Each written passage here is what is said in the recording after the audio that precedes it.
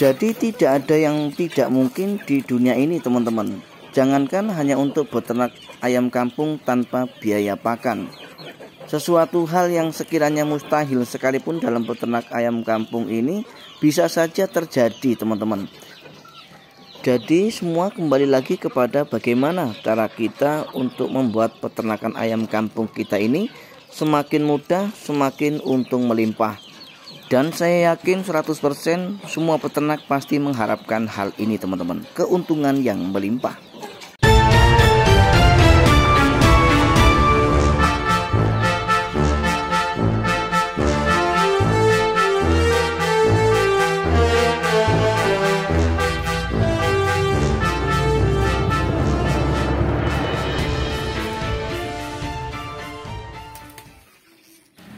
Assalamualaikum warahmatullahi wabarakatuh. Apa kabar teman-teman dan sobat semua hari ini? Saya doakan mudah-mudahan teman-teman senantiasa dalam keadaan sehat walafiat, murah rezekinya, serta dimudahkan dalam segala urusannya. Amin ya robbal alamin.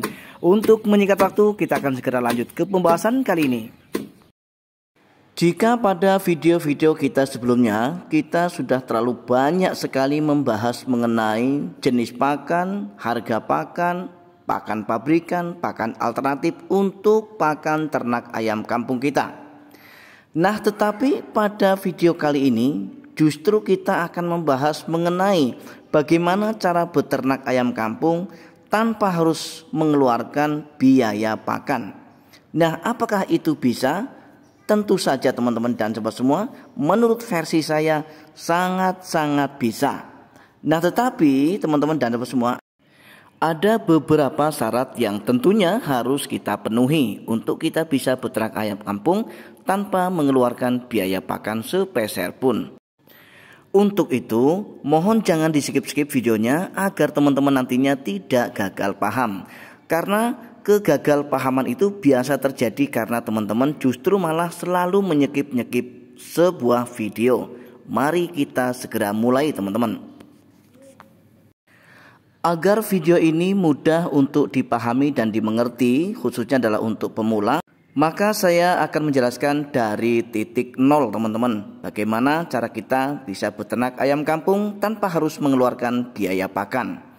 Yang teman-teman harus penuhi adalah yang pertama, kita akan menggunakan sistem pembibitan ya teman-teman. Ingat, pembibitan.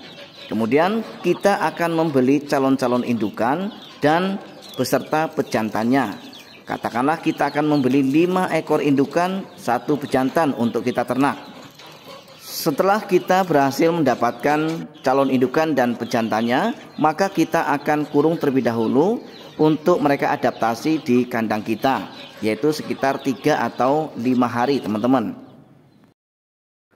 Nah, kemudian syarat kedua yang benar-benar utama atau syarat prioritas kalau menurut saya adalah kita harus tinggal di perkampungan atau pedesaan seperti saya teman-teman.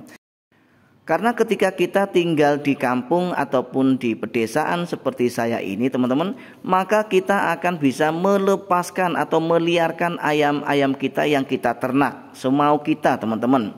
Artinya kita akan melepaskan ayam-ayam kita untuk mencari makan sendiri di alam. Sedangkan sumber pakan yang bisa didapat dari alam oleh ayam-ayam kita itu justru malah lebih banyak pilihannya daripada ketika kita harus membelinya di toko pakan ternak. Sumber-sumber pakan yang ada di alam ini sangat alami teman-teman. Bahkan nilai nutrisinya sangat luar biasa, cukup untuk mereka. Ada serangga, ada cacing-cacing tanah, dan masih banyak sumber pakan lainnya yang bisa mereka dapat dari alam bebas ini. Sehingga dengan kita meliarkan dan membebaskan ayam-ayam kita, maka kita tidak perlu lagi untuk membeli pakan untuk mereka teman-teman. Karena mereka sudah cari makan sendiri di alam.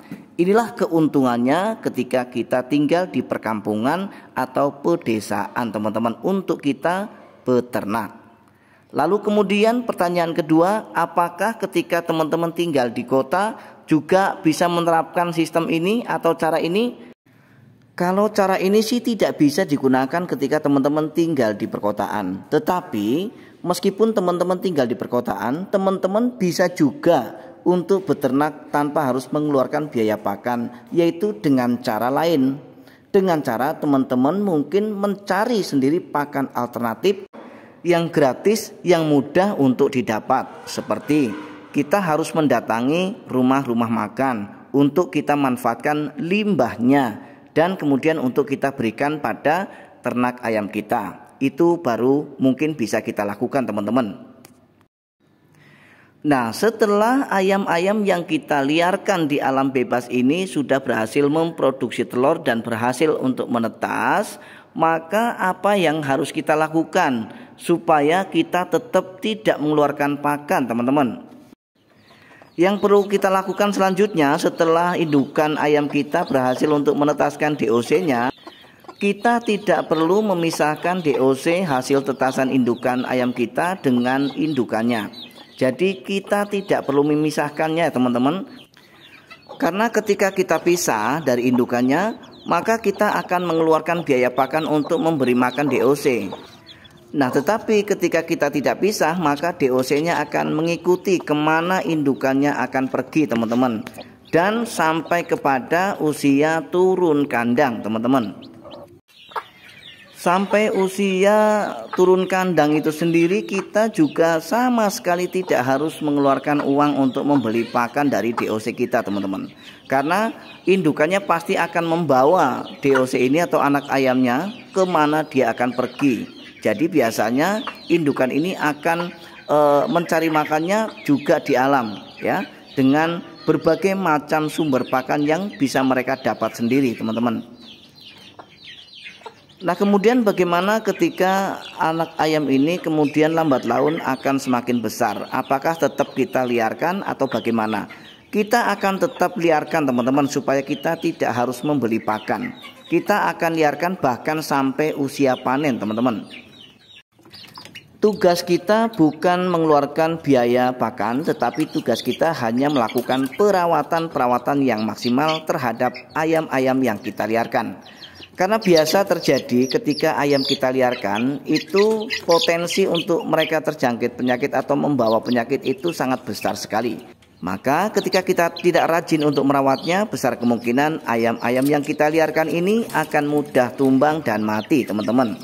Kemudian apa yang harus kita lakukan agar anak-anak ayam yang kita liarkan ini bisa senantiasa sehat bahkan sampai usia panen? Dan untuk merawat mereka agar mereka sehat sampai usia panen itu sendiri, teman-teman, kita juga tidak harus mengeluarkan biaya. Kita hanya akan memanfaatkan tanaman-tanaman yang bisa kita dapat dengan mudah dan dari alam juga, ya teman-teman, yaitu kunyit, kemudian serai, dan juga jahe. Setiap saat atau setiap mereka pulang ke kandang, kita harus menyediakan minuman yang sudah kita buat dari bahan kunyit, serai, dan jahe, teman-teman, setiap hari. Dan bahan-bahan itu tentunya ketika kita tanam di ladang kita, maka itu bahan semua gratis, ya teman-teman, tanpa kita harus mengeluarkan duit sama sekali. Artinya sudah lengkap bahwa kita bisa beternak tanpa mengeluarkan biaya pakan. Nah, kemudian untuk selanjutnya berbicara tentang bobot yang didapat ketika kita beternak ayam kampung tanpa mengeluarkan biaya pakan dengan cara membebaskan atau melepaskan dan meliarkan ayam-ayam kita di alam.